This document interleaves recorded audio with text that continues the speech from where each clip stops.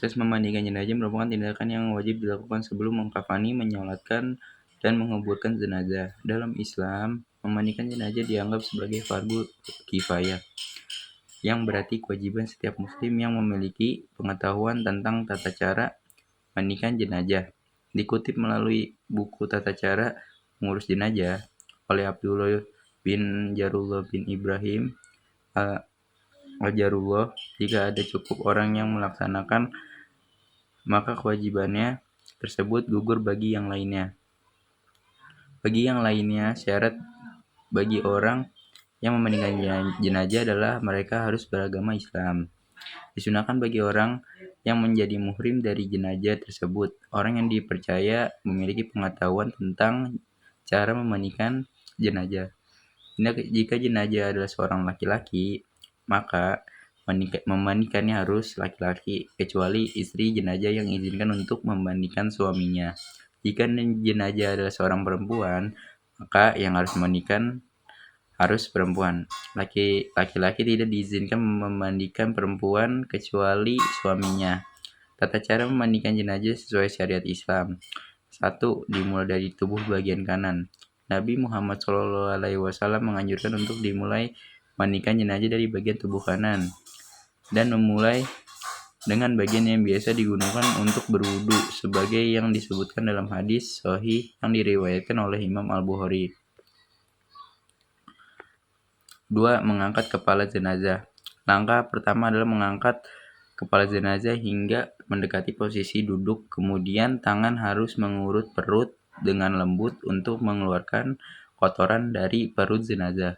Setelah memandikan, pastikan untuk menyiram air yang cukup agar kotoran dapat dibersihkan dengan baik. Selanjutnya, petugas yang memandikan jenazah perlu membungkus tangan mereka dengan kain kasar dan membersihkan kemaluan jenazah dengan menyiramnya dengan air. Niat dan mewudukan jenazah. Mulai memandikan jenazah dengan niat memandikan, lalu membaca basmalah. Selanjutnya, mewudukan jenazah seperti dalam wudu untuk sholat, kecuali berkumur dan intisyak atau menghirup air hidung. Dua hal ini dapat diganti dengan menggosok gigi dan lubang hidung menggunakan jari dibungkus kain basah. Membasuh tubuh jenazah. Basuhlah kepala dan jenggot jika jenazah adalah seorang laki-laki. Basuhlah dengan sabun ke bagian kanan tubuhnya. Proses memandikan dimulai dengan menyiram air ke bagian kanan leher, lalu tangan kanan, punggung kanan, dada sebelah kanan, pinggang kanan, paha kanan, betis kanan, dan seluruh kaki kanan. Setelah itu, jenazah dibalik ke sisi kiri ke bagian punggung kanan dan bagian punggung kanan dibasuh.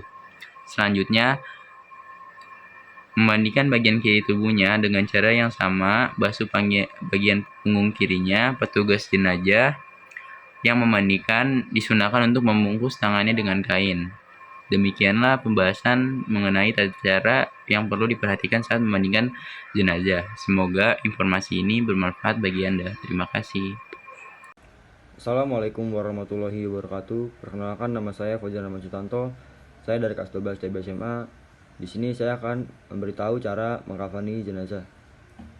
Mengkafani jenazah adalah menutupi atau membungkus jenazah dengan sesuatu yang dapat menutupi tubuhnya walau hanya selai kain. Hukum mengkafani jenazah muslim dan bukan mati syahid adalah fardu kifayah. Sunnah mengkafani jenazah. Rasulullah SAW pernah bersabda, apabila salah seorang dari kamu mengkafani saudaranya, maka hendaklah ia mengkafani dengan baik. Hadis riwayat Ahmad, Muslim, dan Abu Daud dari Jabir.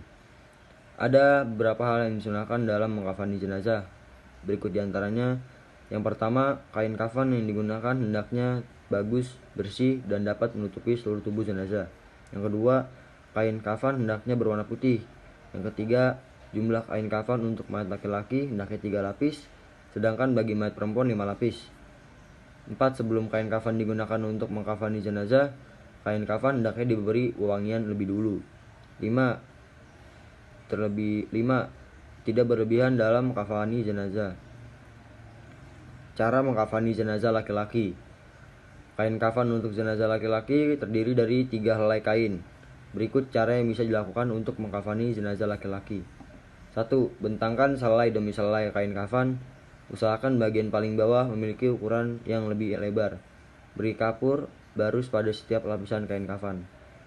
Yang kedua, angkat jenazah dalam keadaan tertutup dengan kain dan letakkan di atas kain kafan memanjang lalu beri wangian. 3.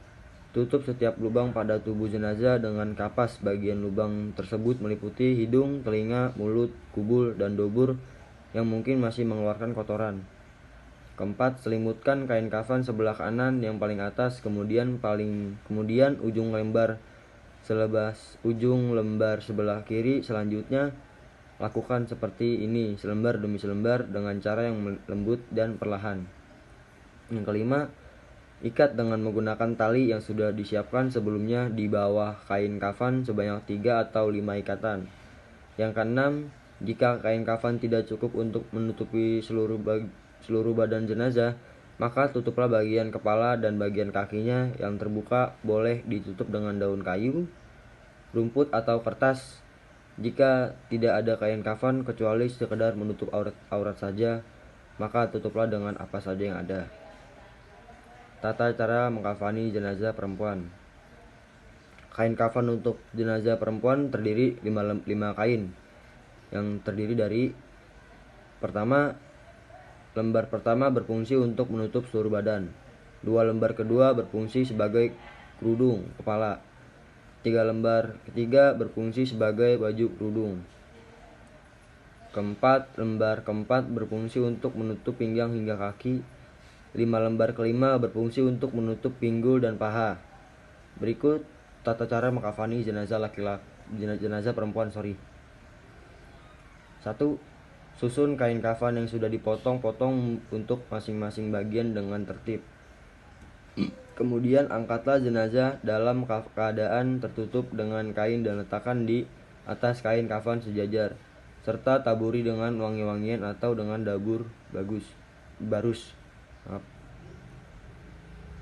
2. Tutup bagian lubang-lubang dalam tubuh yang masih mungkin mengeluarkan kotoran dengan kapas. 3. Tutupkan kain pembungkus pada kedua pahanya. 4.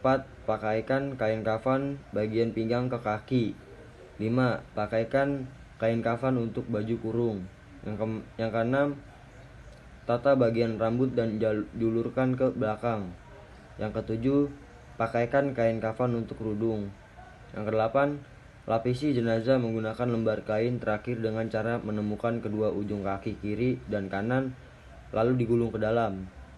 Yang Sholli ala hadzal maiti arba'a takbiratan fardu kifayati ma'muman lillahi ta'ala. Allahu akbar. Bismillahirrahmanirrahim. Alhamdulillahi rabbil alamin. Arrahmanirrahim. Maliki yaumiddin. Iyyaka na'budu wa iyyaka nasta'in. Ihdinas siratal mustaqim. Siratal ladzina an'amta 'alaihim ghairil maghdubi 'alaihim waladdallin. Amin. Allahu akbar. Allahumma sholli ala sayyidina Muhammad wa ala ali sayyidina Muhammad. Allahu akbar. Allahumma fir lahu warhamhu wa afihi wa anhu. Allahu akbar. Allahumma la tahrimna ajrahu wa la taqina ba'dahu waghfir lana wa lahu. Assalamualaikum warahmatullahi. Tata cara menguburkan jenazah dalam Islam merupakan bagian terakhir dari cara mengurus jenazah. Dalam tata cara menguburkan jenazah dalam Islam, kamu juga perlu mengenali sunnah-sunnahnya. Berikut ini sunnah-sunnah menguburkan jenazah. Menyelenggarakan atau membawa jenazah ke pemakaman tanpa harus tergesa-gesa. Penggiring tidak dibenarkan duduk sebelum jenazah diletakkan. Disunahkan menggali kubur secara mendalam agar jasad jenazah terjaga dari jangkauan binatang buas atau agar baunya tidak merebak keluar. Lubang kubur yang dilengkapi liang lahat atau jenazah muslim bukan syak atau jenazah non-muslim. Syak adalah liang kubur yang dibuat khusus di dasar kubur pada bagian tengahnya. Disunahkan memasukkan jenazah ke liang lahat dari arah kaki kuburan, lalu diturunkan ke dalam liang kubur secara perlahan. Jenazah diangkat Untuk diletakkan di dalam kubur lakukan secara perlahan. Jenazah dimasukkan ke dalam kubur dimulai kepala terlebih dahulu dan dilakukan lewat arah kaki. Jika tidak memungkinkan boleh menurunkannya dari arah kiblat. Di dalam liang lahat jenazah diletakkan dalam posisi miring di atas lambung kanan bagian bawah dan menghadap ke kiblat. Pipi dan kaki jenazah supaya ditempelkan ke tanah dengan membuka kain kafannya. Begitu pula tali-tali pengikat dilepas waktu menurunkan jenazah ke liang lahat. Hendaknya membaca doa sebagai berikut. Bismillahi wa ala milati Rasulillah, yang artinya dengan menyebut nama Allah berdasarkan milah atau ajaran tuntunan Rasulullah. Setelah jenazah diletakkan di dalam rongga liang lahat dan ditali temali selain kepala dan kaki dilepas, maka rongga liang lahat tersebut ditutup dengan papan kayu atau bambu dari atasnya agak menyamping. Setelah itu, keluarga terdekat memulai menimbun kubur dengan masukkan 3 genggam tanah yang dilanjutkan penimbunan sampai selesai.